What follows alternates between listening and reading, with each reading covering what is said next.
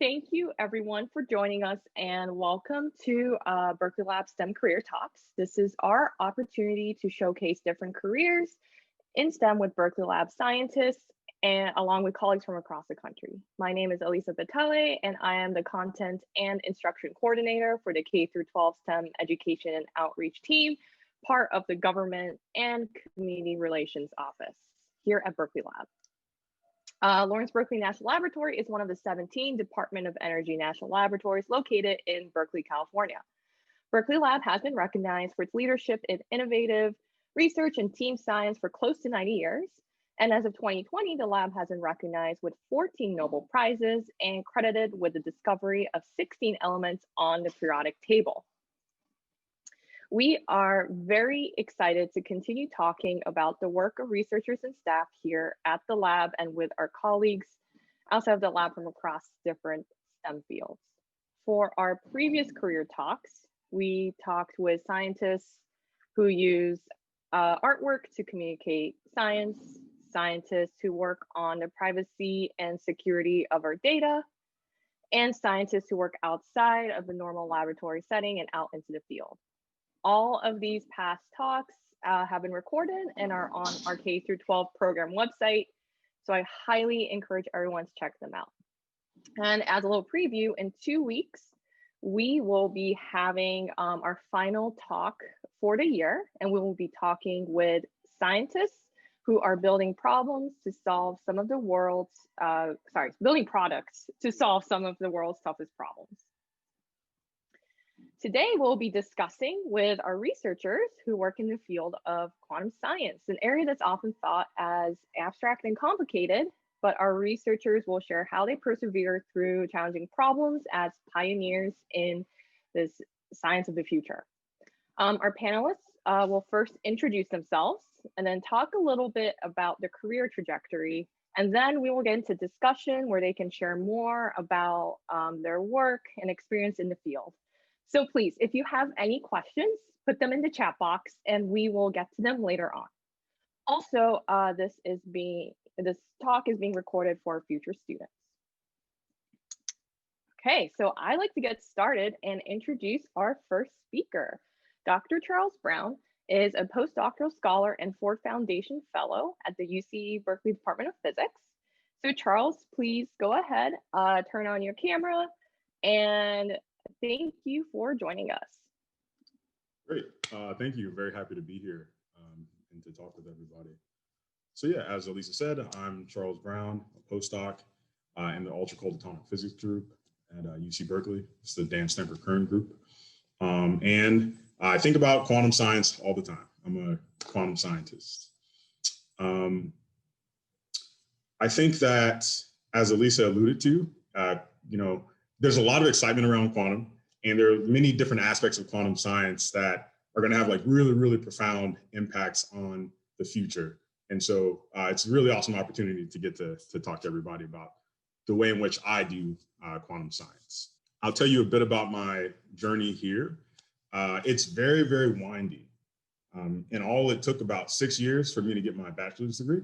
And that's because I did many different things. And in the beginning of college, I wasn't sure that I wanted to do physics. I was convinced that I wanted to be an engineer.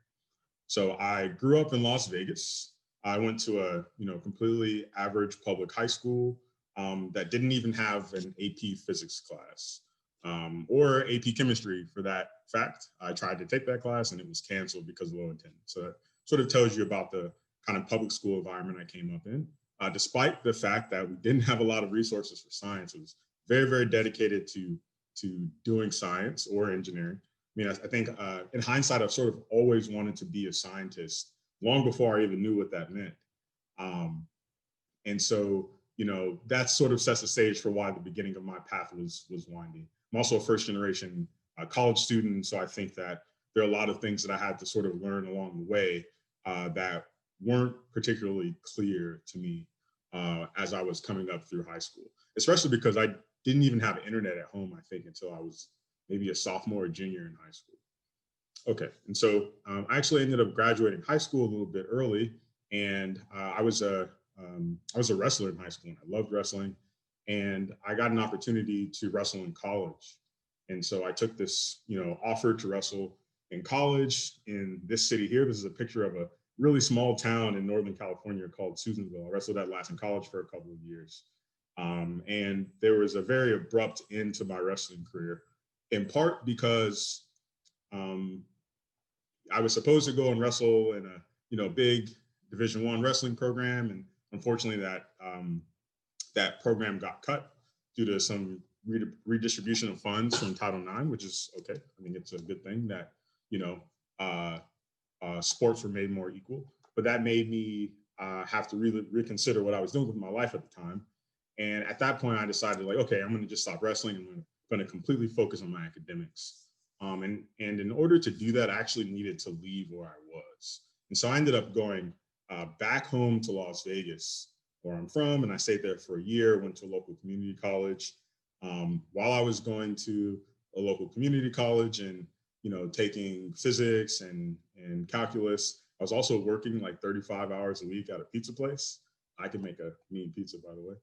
And that was tough. It was tough to work that much and to be full-time taking STEM courses, but that's okay. It worked out. I eventually ended up going to the University of Minnesota. There's a step that I didn't include there, and actually when I moved to Minnesota, I actually had to go to a local community college there for one semester to get really one final course that I needed before I could actually be admitted to the university. And so I did that, and then I went to the University of Minnesota. I spent another 3 years there. So in total, it was 6 years. I got my bachelor's in physics, minored in math. I was originally a double major in math, but I decided, you know what, it's been 6 years. I need to get out of here. I think getting the math bachelor's would have taken another year, and I didn't want to do that. And then I did my PhD at Yale, which was a really interesting, opportunity, a really interesting experience, sort of on many fronts. I mean, again, I was a first generation college student. I got a bachelor's in science. Like, this is already a sort of wild thing in my family. And then all of a sudden I'm at this big Ivy League place. It's sort of majestic in all these ways. And so it was sort of a lot to take in, I think, in the beginning. And, also, and this connects to something that I'll talk about soon, I also had a lot of difficult experiences with being a Black person on the Yale campus, and sort of maybe a bit around New Haven, Connecticut, where Yale is. But I did my PhD there in the Jack Harris group, sort of mostly a quantum optics group or optomechanics. The group is really interested in studying the quantum mechanics of large objects much larger than the ones you typically expect to behave quantum mechanically. And so I had lots of opportunities to do that sort of science when I was in grad school. Now I finished my PhD. It took about 6 years as well. So I've been, thinking about physics in a very serious way for more than a decade now. I've ended up at Berkeley as a postdoc, again, in the ultra cold atomic physics group. And then we'll see where the future takes me. Okay, and so a bit about my work as a physicist. I sort of see my work happening in, there are like three arms of my work as a physicist. This is my opinion of what physicists do, or at least this is what I do. This is what I think my job is. There's the first aspect, there's the laboratory work. So I'm an experimental physicist. I build experiments in the lab in order to, test hypotheses, test theories, or, really push the boundary of our knowledge on the aspects of quantum science that I focus on. So I build setups with many mirrors and lenses that look like this and other optical components, ultimately to control atoms. The atom of choice in my experiment is rubidium. Rubidium is nice because we know a lot about it and we're really good at controlling it. So I can use lasers in these optics setups to make light that I can use to apply a lot of forces to rubidium atoms. I can use these forces to slow them down, so I can cool them, I can extract energy from them, I can trap them, I can manipulate them in other ways. Or we build other kinds of optical setups. I really like this one because you can see this green light. We actually take an infrared laser that has a wavelength, 1064 nanometers, and we send it through this special crystal that doubles its frequency, so halves its wavelength. And when you get out, what you put in is an invisible laser, and what you get out is a green laser. And we use this to make lattices made of light. If I may, you can sort of imagine like a egg carton, and we can make something that looks like an egg carton with little bowls everywhere. We can make that out of light, and we can put atoms in the little bowls of the egg carton, and we can study how atoms hop from bowl to bowl. And this is how we do quantum simulation, right? By quantum simulation, this is a science that I do. This is just to say, I have this idealized experiment that is really cold rubidium atoms that actually go into a new state of matter beyond the typical solid, liquid, and gas. And I use these cold rubidium atoms that I trap inside of this lattice made of light, this egg carton made of light. I study how the atoms hop around. And this is analogous to some physics of how particles hop around in solid materials. So you can learn a lot about crystals, for example, the physics of crystals, by doing this sort of quantum simulation work. So in this top image here, I have a picture of a Bose-Einstein condensate. This is a really exotic state of matter. Again, beyond the typical solid, liquid, and gas. This matter is interesting for so many reasons, but in many ways, this is a state of matter where the matter behaves like light.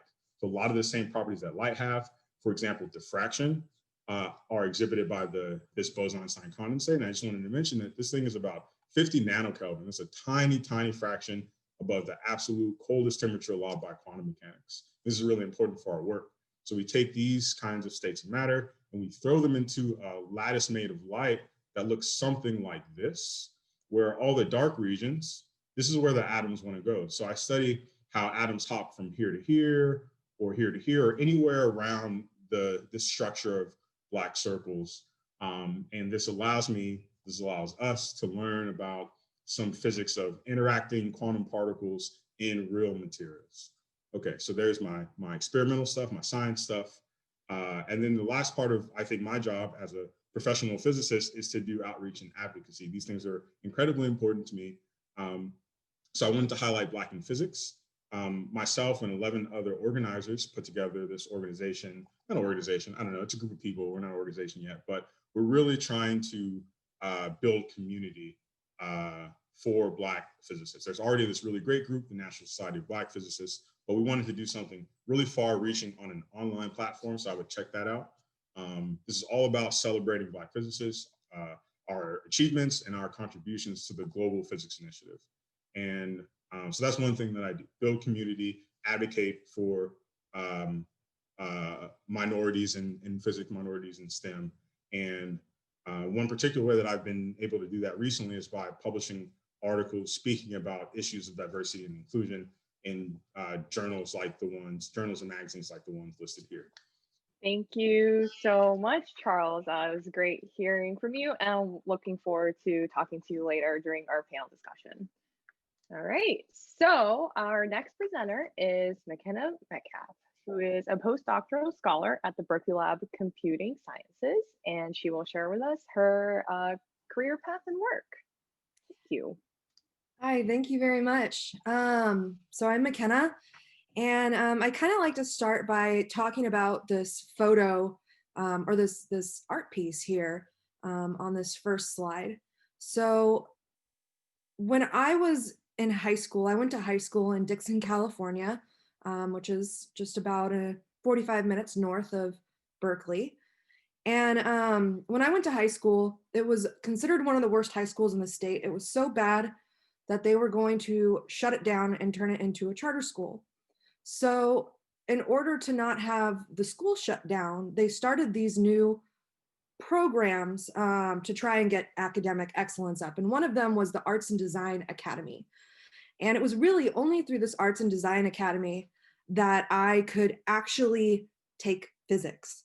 And so in this academy, I took my first physics class in high school, but through the lens of an artist, where I would paint very abstract things or come up with different designs So I really kind of think about where I got into physics as this concept of beauty and the beauty that I would see in art.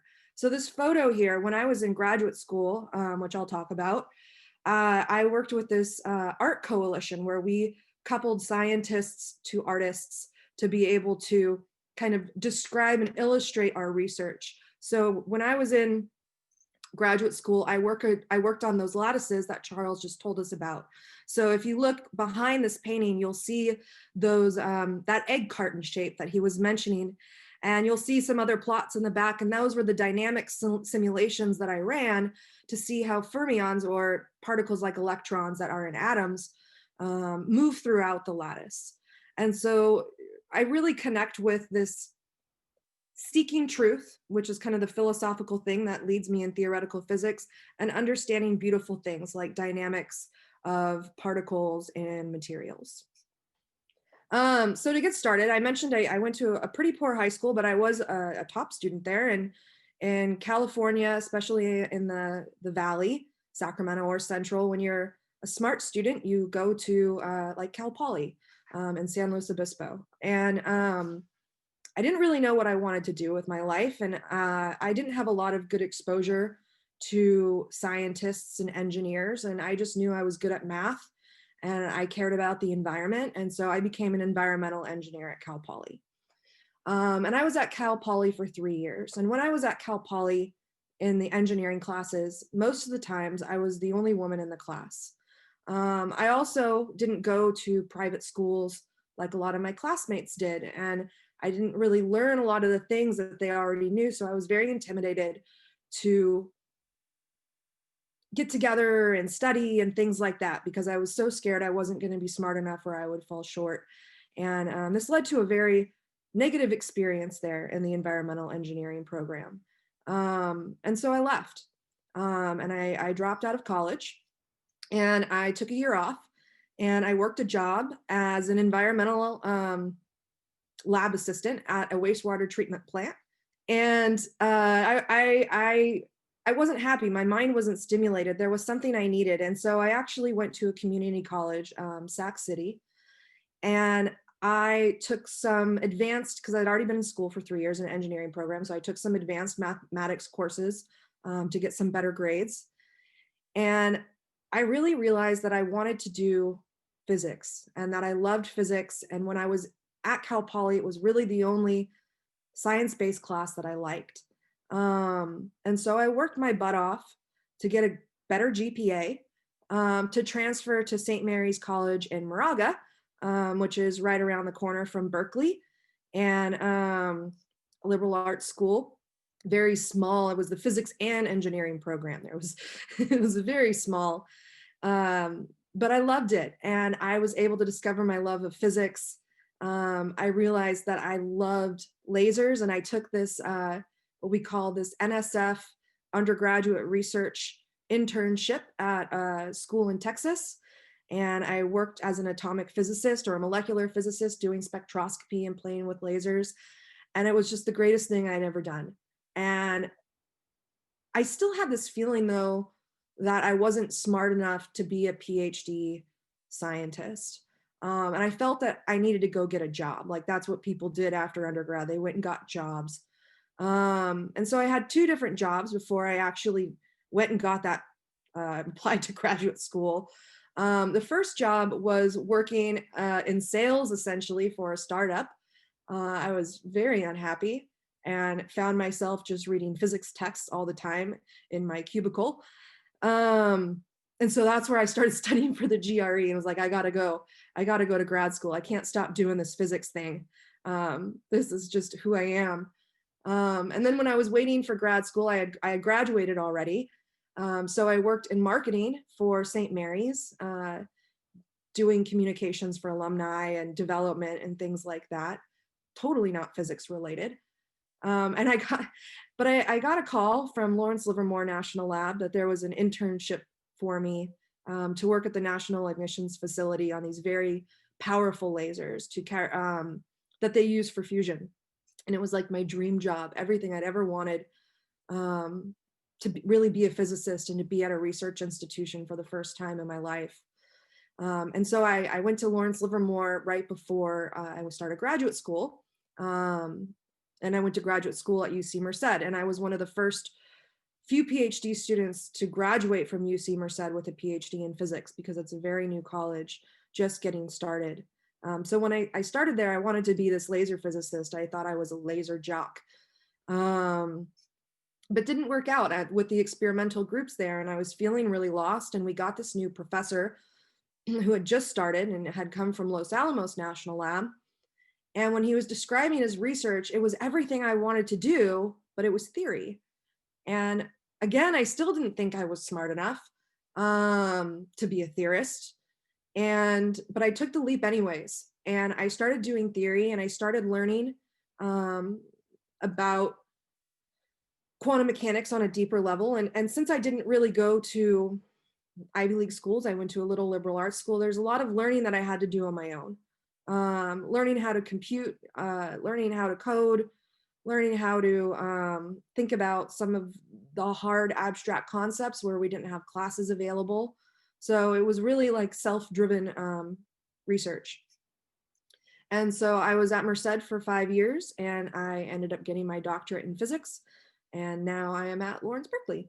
So I guess the point of my long-winded thing is, my decision was to continue school. And my decision was to continue school because I had even tried to do other jobs, and I just couldn't do anything but physics, in the sense that it's just what I loved and what I was passionate about, and it's what made me happy.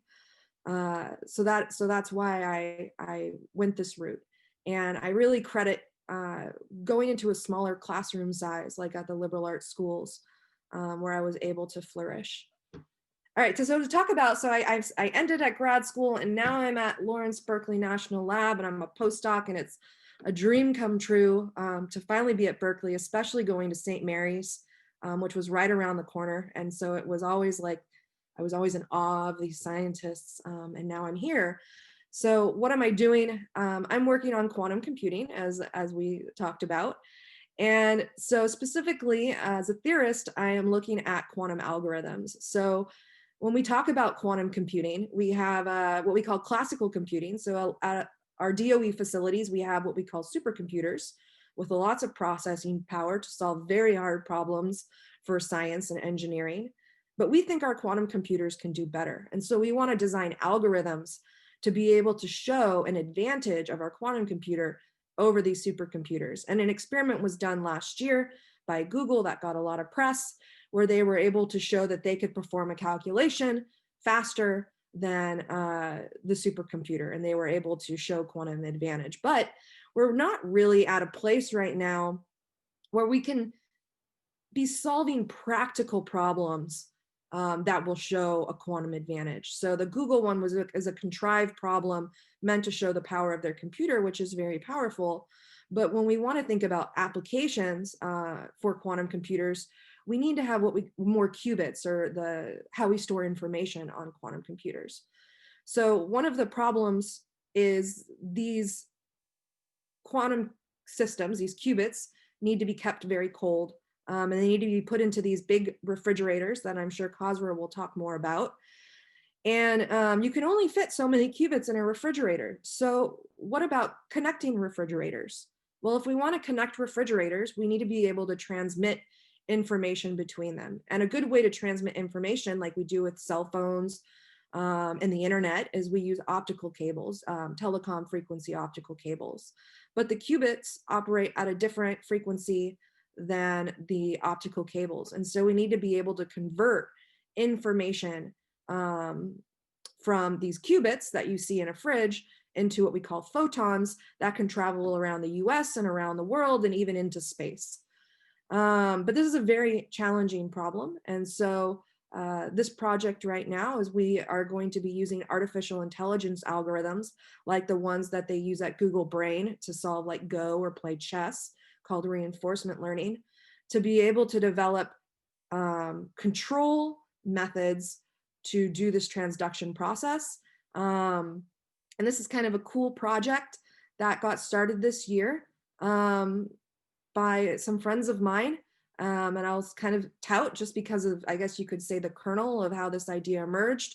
It is a team entirely composed of women, physicists, engineers, and computer scientists, and working together to solve this problem. And also, kind of a note is we were all early career scientists. Most of us are, and me quite not yet, just becoming staff. And so it's very rare to have early career scientists and a team of all women lead a project at the lab. So that's kind of showing a pivot in the lab culture. So that's it for me. Thank you. Thank you so much, McKenna, and congratulations. That really sounds awesome, and hopefully we'll get to talk more about it later in our discussion. All right, so next up is Kasra Nourouzi. He is also a postdoctoral scholar at Berkeley Lab Computing Sciences, working with an advanced quantum testbed. So Kasra, take it away. Thank you, Alicia. Yes, my name is Kasra Nourouzi. I'm a postdoc at the Advanced Quantum Testbed at Lawrence Berkeley National Lab, where I lead the efforts to develop and deploy quantum hardware to enable research in quantum computing with superconducting qubits. So here are some of the points in my random walk basically through life that led me to this point. On the right are some of the people who've been there along the way with me. So I was born in Tehran, Iran, in the post-revolution era in the middle of the Iran-Iraq war. But I had a lot of lucky things happen throughout life. And so some of the things that inspired me, I think that a lot of the initial questions that happen to children and people give up on, if you hold on to those, they can become really valuable backbones if you want to become a scientist. So I remember when I was a child, I was really interested in these fundamental, funny questions about who am I and how does thinking happen, and all of that. I just kept really obsessing about these kinds of questions. And in elementary school, at some point, I figured out that maybe I should study the brain, because that's where thinking happens. And if I understand how the brain works, and then I'll understand all of these. I'll figure out the answer to all of these questions. And so that's what I wanted to do. That's what I figured I would become when I grow up. Then I was lucky enough. My parents bought me a computer when I was 8 or 9 years old, and I started programming and learning more about computers and what they can do, and reading about the future of computing, and learning for the first time about artificial intelligence and what that would mean. And then I thought, maybe if I can learn to teach a computer how to think, then I will figure out how this thinking happens in a way that I can understand it and make sense of it. And that was basically my fantasy and through middle school. And then in high school, when I started taking physics classes, then I realized that maybe this is really the more tangible, more objective way to understand the truths of the universe in as much as you can understand them. And so physics became the goal for me, and basically stuck with me from then on. These underlying things, I think that most people kind of grow out of these funny ideas when they grow up, but I kind of held on to them, and as things happened in my life, I kind of held on to them, and they matured into leading me to become a scientist. So then as I was going through this, some things were happening in my life as well. My father became ill, and then I lost him when I was 14. Then with my mother and my brother, at the age of 18 after high school, we immigrated to California. And that itself was kind of sheer luck.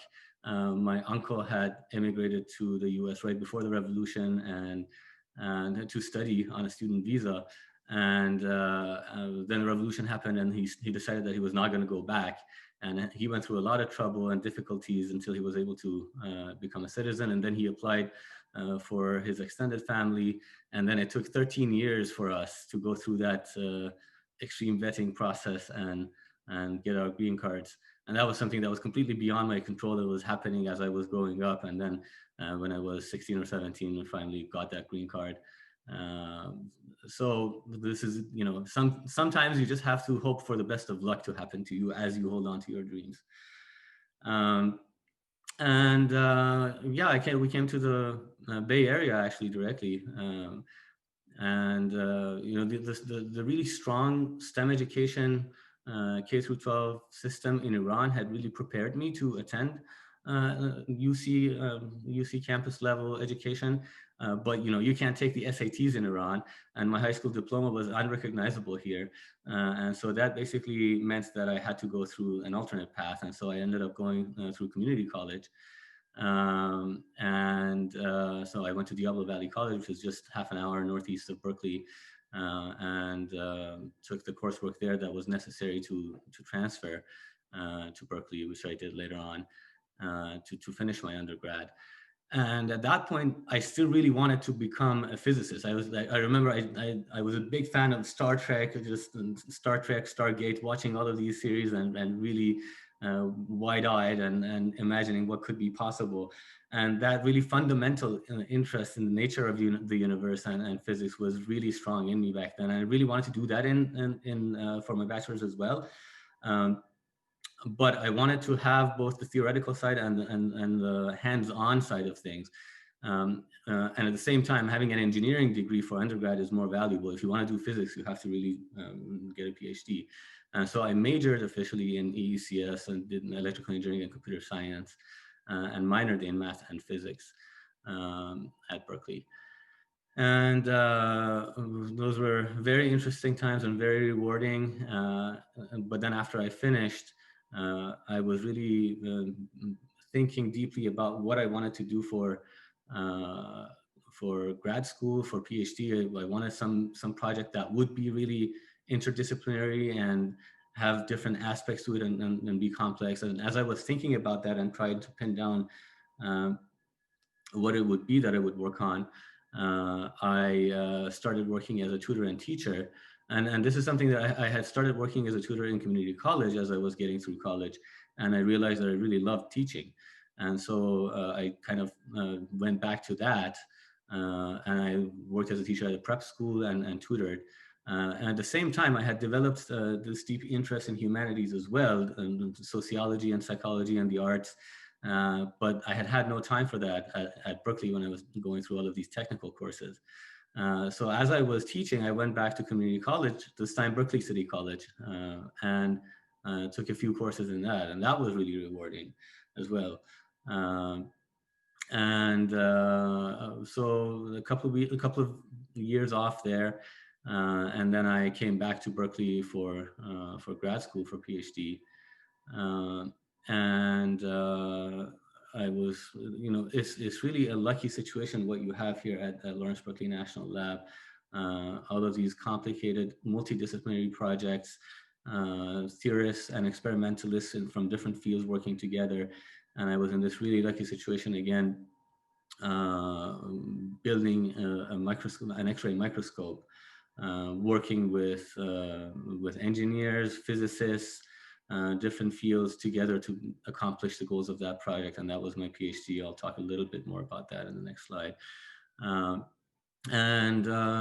After when I was towards the end of my PhD, I had gone back to this deep interest in quantum that I had developed when I was originally taking physics courses in high school and college, because quantum is really this mystical frontier of physics where objective science meets the mysteries of the universe and this mystical ways of thinking about, do things really exist if you don't observe them? Almost sounds philosophical, maybe not real science, but really is real science and you can measure it. And so I was going back to that and trying to figure out how I can incorporate that into my research in the latter half of my PhD. My interest in that grew stronger and stronger. And after I was done with my PhD, I thought maybe I should just switch to work on quantum afterwards. And you can do that. You can, switching fields is something that people do all the time. And I had kind of in my life just gone in the direction that interested me, always listen to my guts, going back and forth between different kinds of science and different humanities and whatever I felt like doing it at the time, even though physics was really the common theme through it. And so I said, why not? And so for postdoc, after PhD, I officially started working on quantum. And so that's what I've been doing for the last 2 years or so, working on quantum computing with superconducting qubits. These are the areas of research that I mentioned. For my PhD, it's so these round particle accelerators, the cyclotrons, then later on evolved into synchrotrons. These were actually invented at Berkeley, and I had no idea early on, what you have access to here. But that's where I ended up actually doing my research work throughout my PhD, was working at this particle accelerator facility that accelerates electrons and extracts beams of X-rays from them and shines those beams of X-rays on matter to study the matter and its properties. And so I worked there, and I built an X-ray microscope in collaboration with the engineers and scientists at the facility. And so there, the idea is, so with X-rays, if you do it properly, not just form the image directly, but really, so you let the X-rays shine on the sample and let the photons scatter out, go in different directions, and you just collect this jumble of photons hitting a screen. If you understand the physics of what is happening at every step of the way, you can model that, and you can turn that jumble into an image. And so in the process of solving for that computationally, you can also obtain phase information in addition to intensity. So phase information basically tells you how much that X-ray light is getting delayed as it's passing through different parts of the sample, or actually advanced in phase in some cases. And there's a lot of information there too. And because X-rays, the frequencies, the energies of these X-ray photons happen to coincide with some fundamental transition energies within the atoms, you can actually gain chemical information about your sample as well. So you can really get a lot of information at the highest possible resolution with microscopes that you built using X-rays as the medium. So working on that, and that kind of interaction of light and matter taught me a lot about, was a step in that direction of understanding the nature of things and the nature of universe at a small scale. And it was very rewarding. And I really enjoyed that national lab environment of multidisciplinary large science. I loved it so much that I just didn't want to go anywhere else. And so I stayed at Berkeley. But the good thing is that UC Berkeley and Lawrence Berkeley National Lab are really special in that, whatever field you pick, you have the top scientists in the world working in that area. And so you can basically walk from one building to another and just study another completely different topic, still at the cutting edge. And so we have been developing this new facility called the Advanced Quantum Test Bed in the last 2 years. So what we do here is this picture you see on the bottom left, that is basically a chip. It's a quantum processor. The little squares are basically qubits. That's where you can store information. And then the chip allows you to process that information in a quantum way that I will describe a little bit later. And then you mount that chip in a little box, and you put it under that structure that you see, kind of gold colored. Put it on the bottom there, and close up the whole thing, cool it down to near absolute zero. That's where quantum effects really start emerging, and you start understanding what's happening. You send in signals from your instruments on your desk, and interact with this quantum chip and do computation that way. And so here you see some of my colleagues mounting some of the first experiments in our largest and biggest quantum processing platform. And so what we do here, really the transition from classical computing to quantum computing. In classical computing, you're storing information as either a 0 or a 1 in a digital bit, and then you process that information bit by bit, and you arrive at one deterministic answer. And that is good for a lot of our common purposes, but nature at its core doesn't work that way. Nature at its core is quantum mechanical. There's a lot of uncertainty. Things happen in ways you can't predict for sure. You can only predict probabilities. And so if you want to simulate nature, understand nature better, you have to build a computer that also works that way. And this was an insight from Richard Feynman in the 1980s that really spurred quantum computing later on. And so the difference there is that in quantum computing, you have these quantum bits or qubits. And instead of storing information as zeros or ones, you store them as a superposition of them, meaning that the bit is, once you measure it, it will either be a 0 or a 1 with a certain probability. Sometimes it'll be a 0, sometimes it'll not be a 0, it'll be a 1. And you can know what probability it's going to be, but it's not for sure. And then in addition to storing information in individual bits, you can also store information in the correlation between the bits. So the state of different bits can depend on each other, and they feel one another. They're in touch with one another, and that's how the universe is. And when you do computation on them, you can do it all at the same time. And so that's quantum information science, and it's done in different ways using different infrastructures, physical infrastructures, and superconducting qubits are one of the leading platforms for this nowadays. And we're just barely scratching the surface right now. It is really in its nascency. It's going to take decades, kind of like how doing classical computing with integrated circuits started in the 1950s and 60s, and it took half a century for it to really lead to a full social revolution, and leading to the internet and revolutionizing the way we live our lives. Quantum computing will lead to that, but it will take some time, and it is just amazingly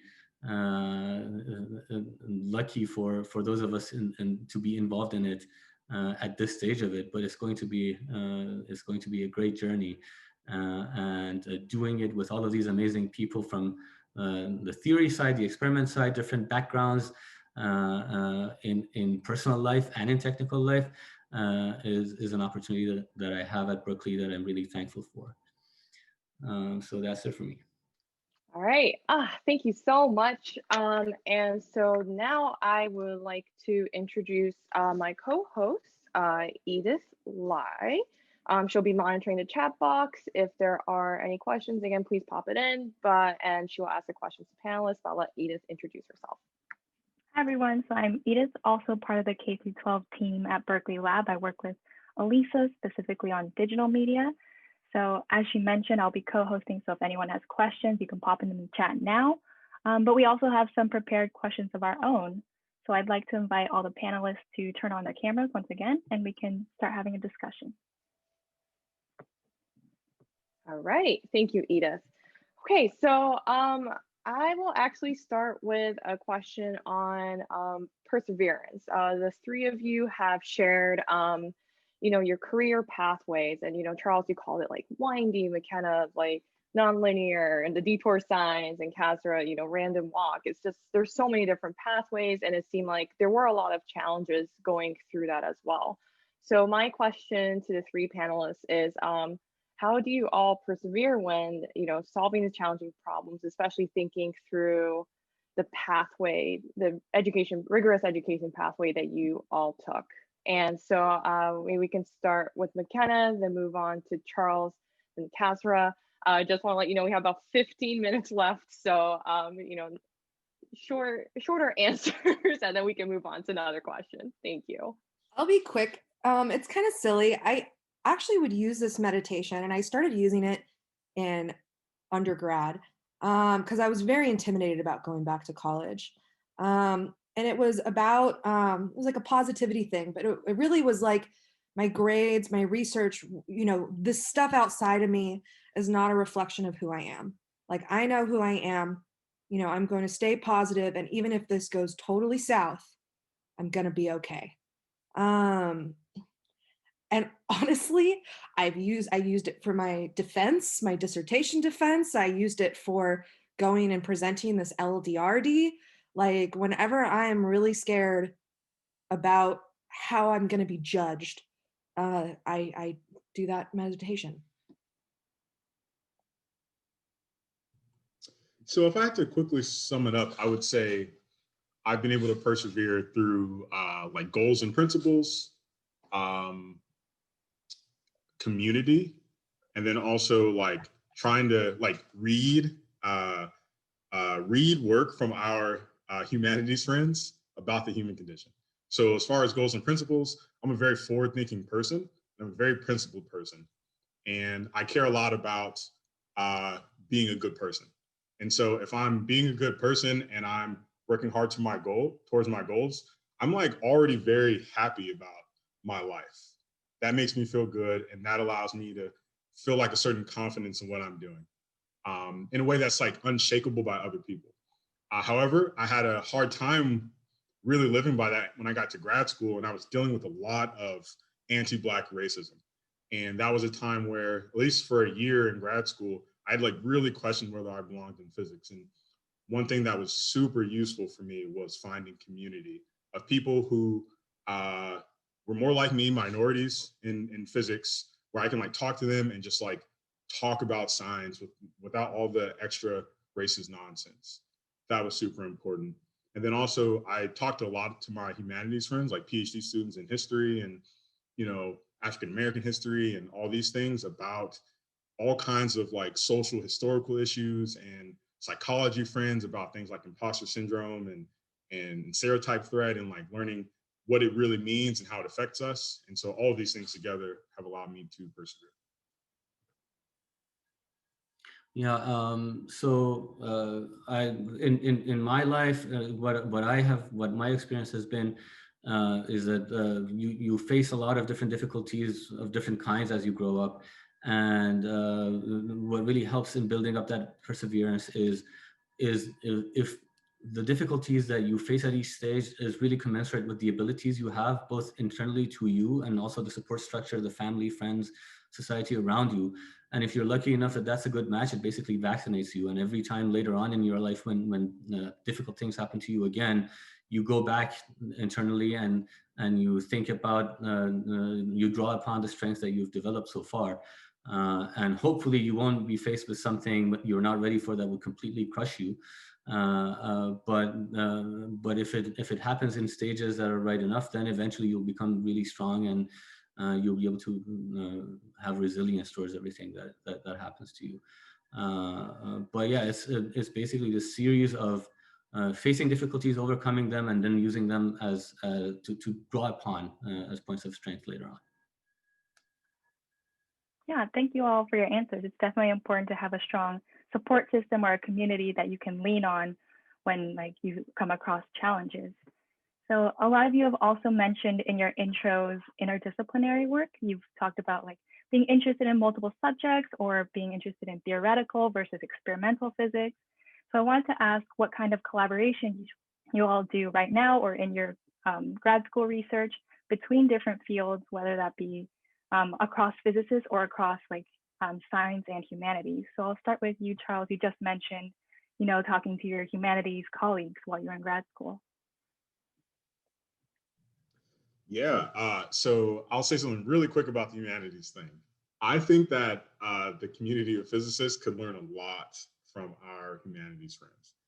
And unfortunately, I think too often we take their hard work for granted, and we like to use our interpretation of how to appropriately value quantitative studies, and sometimes we can be a bit unfair to them in evaluating like the findings of their work or how important their work is. So unfortunately, I don't see enough collaboration between the hard sciences and the humanities. I hope that there's more of that happens. There's some really great people trying to bridge the link. I'll just name drop Professor Chanda Prescott-Weinstein at the University of New Hampshire. She's a great example of this. But as far as collaboration on the science front goes, I'm not part of a big collaboration or anything, but we certainly, like our experimental group, this is from grad school too, collaborates with theorists a lot. And so there's always this interplay between theory and experiment. And I'll say that I'm in this cool position where the work that I do in the lab can actually help theorists push forward their understanding of their theoretical problems. And it doesn't always work that way. So like as an experimental physicist, it's pretty exciting to get to help theorists understand some of the more nuanced things about the problems that they're trying to solve. So there's a lot of like smaller discussions with theorists about like how to analyze data when you're trying to analyze the behavior of these complex many part quantum systems that are inherently difficult to describe, for example, mathematically. McKenna, you also talked about a little about experimental versus theory when you were in grad school too. What are some opportunities for collaboration you've had across those physics fields? Oh, that's my dream. I'm still working on collaborations with experimentalists. I actually looked up to a professor out of Austria named Ignacio Serac, and Ignacio Serac is this brilliant theorist, but he really knows how to actualize his theories by working with experimentalists. So I'd say the state I am at in my theory as I'm developing very cool things that I hope to work with the experimentalists to actualize. Specifically, this some current work with the deep reinforcement learning. I think there's a lot of good connections because with machine learning, you need to train on real data. And if you want real data, you need to work with experimentalists. And this would be broader with superconducting qubits and what we call cold atoms and trapped ions. And so I'm really hoping to see that. But right now our collaboration is, I'm working with engineers and computer scientists, and they have different ways that they solve problems and really spanning that, not really a gap, but just like redefining like how I say things in theory language to like actualizing them with code and software and really getting into the details of the engineering. That's actually really exciting. And I think that's the closest right now I've been getting to experiment. I live in an abstract world where I abstract everything out. So by working with engineers, then you're really looking at all the tiny details that you normally wouldn't think about. And I think that's really important when we're working with experimentalists. And so hopefully I'm growing and developing so that I can be a good collaborator one day. Thank you. And Kausar, you also talked about being really interested in studying different fields with like engineering and math and physics as your degrees. How have you been able to collaborate with different disciplines? Yeah, absolutely. I mean, the thing about quantum computing and building a functioning quantum computer is that you definitely can't do it alone or with just a team of people from one discipline. It's a very multidisciplinary thing. And we're working, it really requires material scientists, physicists, chemists, mathematicians, computer scientists, and more, everybody working together and speaking each other's language to get things to work, to make progress, to get past bottlenecks. And of course, you can't, I've studied a couple of different fields, but you can't really be actively doing research in all of them at the same time, but being able to understand the language and being able to relate to people in different fields is important, and it helps you it helps you make the bridges that are necessary to talk to people. I would say that it actually, even if you want it to, you can actually extend this to humanities as well. Something, drawing upon something that Charles was saying. I also feel that interactions with humanities are important as as you develop new fields of science and technology, because technology is often behind social evolutions and revolutions as we see today, for example, with social media and internet and the cultural lag of what we've been experiencing with this, with all of these new technologies, and what quantum will bring and how that will revolutionize society and change the way we live our lives. I've actually been involved in conversations with some of my sociologist friends at Berkeley to try to understand, learn from the past and see how things happen and how you can prepare for the next iteration of it. Awesome. Thank you, everyone, for answering. It's really exciting to hear about all these intersections between not just experiment theory, but through different disciplines and also working with, people across the country and the world. I guess we have time for one final question, and it's, thinking about the students in our audience. And I want our panelists to reflect back to when they were 17, 18 years old. What advice would you give to yourself then as, aspiring quantum scientists? So, just some quick advice points you would like your past self to hear. And yeah, we can start with Charles and go to McKenna and then end with Kasra. Thank you. Yeah, I would say sort of quickly, define some goals. And as long as those goals aren't causing you to do bad things to people, fight very, very hard to achieve them. I would also say that you should find community. Community is incredibly important. And community doesn't necessarily mean just a group of people that look like you, but really a group of people that support you and care about your overall well-being. And that will be there for you when you need them. And also a very, very technical point. If you want to be a quantum scientist, I would say learn linear algebra very well. Linear algebra is so important, not just in quantum mechanics, but also like in computer science. Everyone talks about calculus. Calculus is cool. Linear algebra is important. All right. Yeah, I would say don't be afraid to ask questions or ask for help would be my advice. I was thinking it was kind of at first like foolish, like I'd be like, make wise decisions, but like, of course, the older person's telling the younger self to be wise. So just don't be afraid to ask for help. That's the wise decision. Okay, so for me, I would say don't really worry too much about exactly finding the right path. I remember when I was 17 or 18, I imagined that you have to, in order to get where you're going, you have to have everything figured out and know exactly what your path is and plan it all out. And the fact is you don't have all the information anyways. So it's important to have goals, step by step, and to know where you're going in the moment, as far as you can see. But really what's important is to do that well at that step and not really worry too much about the long-term path that you're taking, and you'll eventually be fine. So that will be my advice. Don't worry too much, do what you're doing well, and trust that things will work out. I loved all these answers, and I hope the students in our audience have heard it, because these were some really good advice. So just wanted to thank all our panelists again for their time today. Truly appreciate it. We're unfortunately out of time.